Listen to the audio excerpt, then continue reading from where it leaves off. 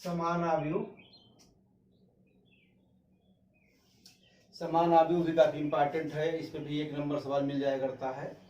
परिभाषा इसकी इस प्रकार है, 2 या 2 से अधिक आव्यूह को हम समान आव्यूह कहते हैं यदि उनका क्रम और संगत अवयव बराबर हो।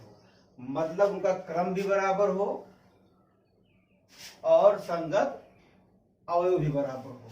मान लेते हैं 2 आव्यूह हमारे पास, कैपिटल ए बराबर AIJ M cross N, capital B बराबर BIJ M क्रॉस N, इन दोनों का आर्डर बराबर है। इनको हम बोलेंगे कि बराबर आव्यूह है कब, जब AIJ बराबर BIJ तो A बराबर B। एक एग्जाम्पल भी दिया हूँ, कैपिटल A इक्वल टू 1 2 3 4 5 6 1 2 3 4 5 6। हम देखते हैं कि इनका आर्डर 2 क्रॉस 3 यहाँ भी है और 2 क्रॉस 3 यहाँ भी, आर्डर सेम है, संगत एलिमेंट बराबर है। यहाँ 1 लिखा है तो यहाँ 1 है, यहाँ 2 है तो यहाँ 2 है, यहाँ 3 है तो यहाँ 3 है, यहाँ 4 है तो यहाँ 4 है, 5 है तो 5 है, 6 है और 6 है। मतलब संगत एलिमेंट भी बराबर है और आर्डर भी बराबर है, इसलिए दोनों आव्यूह आपस में बराबर है। 2 आव्यूहों का योग, यदि 2 आव्यूहों का क्रम बराबर है तो उनके संगत अवयवों का योग 2 आव्यूहों का योगफल कहलाता है।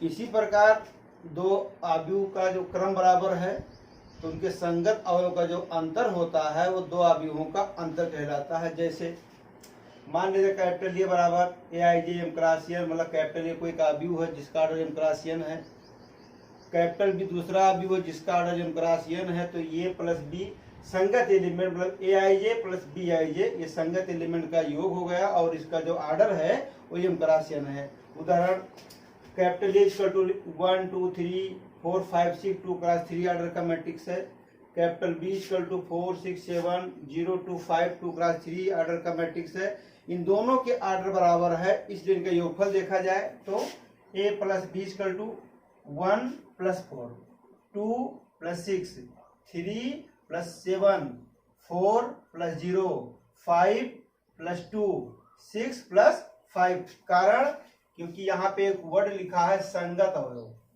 तो संगत अवयव को ही आपको जोड़ना है। अब जोड़ने के बाद जो हमको मिलेगा, देखिए 5 है 8 है 10 है 4 5 11 और इसका जो आर्डर है वो 2 गुणे 3 है। आज का एक सबसे महत्वपूर्ण हेडिंग है आव्यूहों का गुणनफल। आव्यूह को गुणा करते समय गलतियां कुछ ज्यादा होती हैं, इसलिए इस हेडिंग पे सावधानी बहुत जरूरी है और सावधानी के लिए जो बताया गया नियम है इसका अच्छे से पालन करिएगा। 2 आव्यूह कैपिटल A और कैपिटल B हैं तो AB तभी संभव है, कामा लगाया हूं, जब A में स्तंभों की संख्या B के पंक्तियों की संख्या के बराबर हो। अर्थात गुणनफल AB के लिए हमने BA नहीं लिखा है, AB के लिए A के स्तंभों की संख्या बराबर B के पंक्तियों की संख्या। मतलब यदि A का क्रम M क्रॉस P है और B का क्रम P क्रॉस N है तो गुणनफल AB का क्रम M क्रॉस N होगा।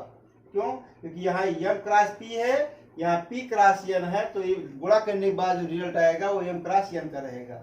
जैसे कैपिटल ये बराबर लिखा हूँ 2 3 4 0 1 2, इसका जो क्रम है 2 गुणे 3 है।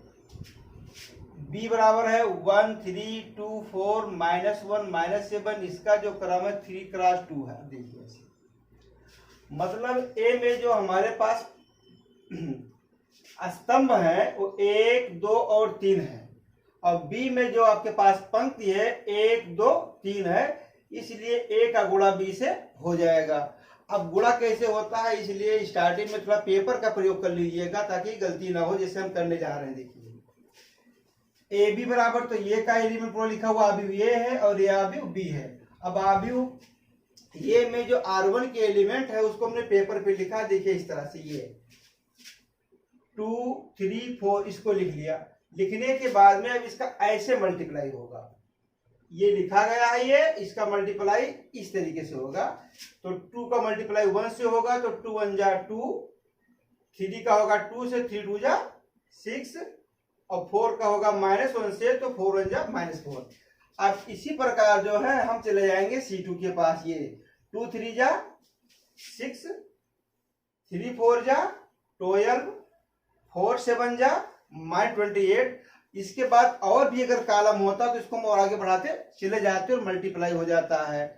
जब R1 का मल्टीप्लाई इसके प्रत्येक कॉलम से हो जाए तो उसके बाद अब हम R2 के एलिमेंट को लेंगे। ये देखिए ये 0 1 2। अब वही काम करेंगे जो हमने पहले किया है। क्या हमने किया था, देखिए इसको ऐसे घुमाएंगे। ये देखिए 0 का मल्टीप्लाई 1 से 0, 1 का 2 से 2, 2 का -1 से -2। हम आगे बढ़ जाएंगे। 0 का 3 से 0, 1 का 4 से 4, 2 का मल्टीप्लाई -7 से होगा तो -14 हो जाएगा। फिर इसको हम सॉल्व कर लेंगे। सॉल्व करने के बाद इसका जो क्रम हमको मिलता है वो 2 गुणे 2 का मिलता है। अब देखिए इसको और समझिए।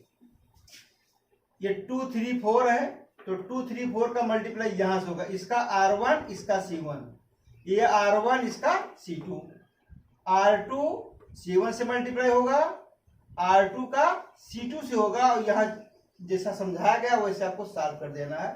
तो इस तरह से हमारे पास एक अवयव आ जाता है जिसका जो क्रम है वो 2 गुणे 2 है।